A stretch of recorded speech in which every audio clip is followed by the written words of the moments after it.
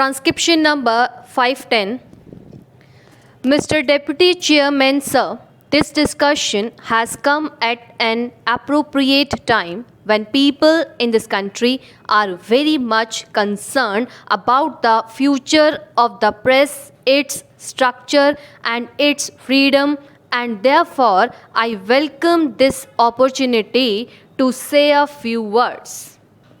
I think that there is a good deal of misunderstanding, rivalry, and tension between the parliament and the press, and this misunderstanding exists on both sides of the house. The usual attitude among the politicians is that if a newspaper supports their party, then it is independent, and if it criticizes their party, then it is the mouthpiece of the monopolists. Well, sir, it is not as simple as that. We all know that many parties, when they have been in power, for instance, the DMK, the CPM, all these parties have harassed newspapers when they have been in power. Sir, this is not a situation that is new to India. It exists in all democratic countries. To some extent, it is inevitable, and we have to learn to live with it. The tension and the rivalry arise mostly because some of the functions of the press and the parliament overlap.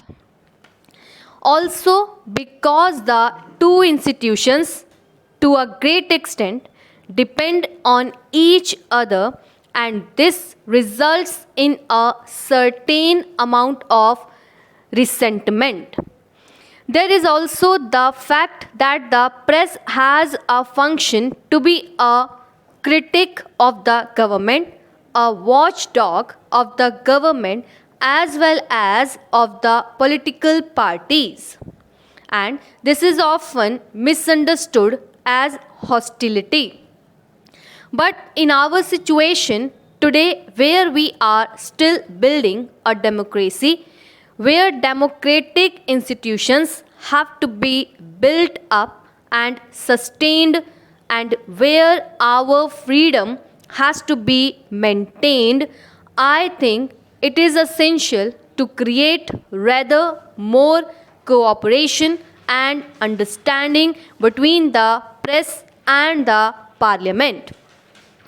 I believe, sir, that one of the important functions of the press council could be and should be to act as a link between the parliament and the government on the one hand, and the press and the public on the other. I feel that some of the misunderstandings that have developed since independence between the press and the government are due to certain historical reasons.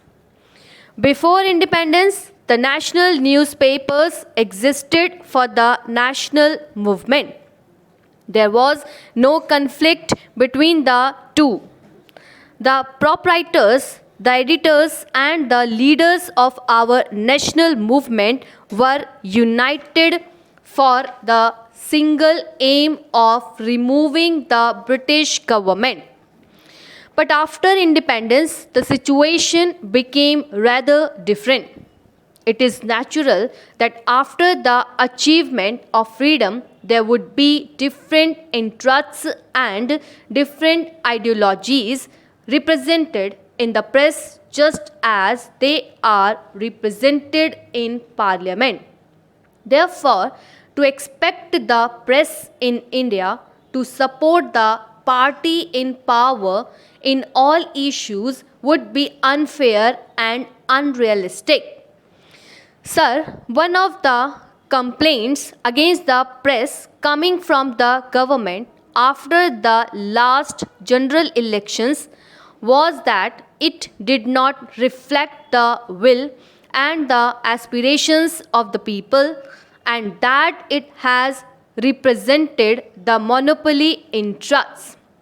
Even these allegations, sir, have been disproved to a great extent by those who have analyzed in detail the coverage of the last elections by the press.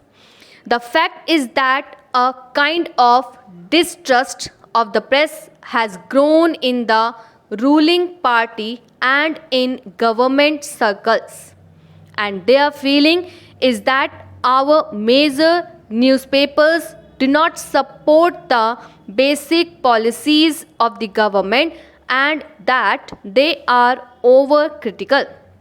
Sir, I would like to say this. If the charge against the press is that they are dependent to a great extent on big business and that they are out of touch with the vast masses of the people, there is some truth in it.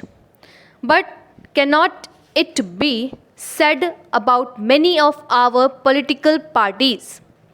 Cannot we say that the Congress party has links with big business?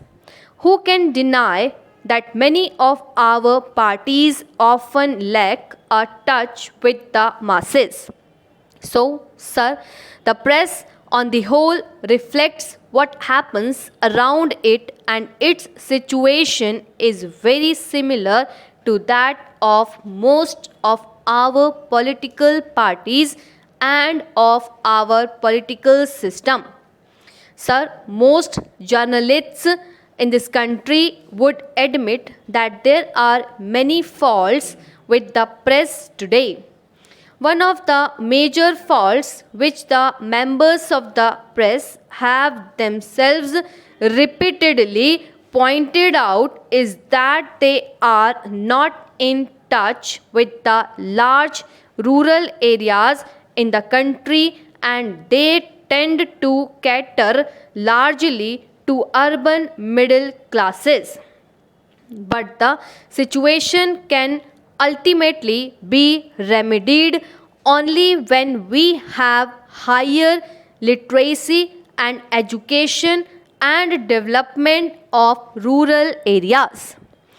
Again, it must be conceded that the freedom of the press today is inhibited by the fact that it is run by large business houses and commercial and other interests often impinge on the freedom and integrity of the editor and the journalists who work with them. So, we all agree that freedom of the press should be strengthened.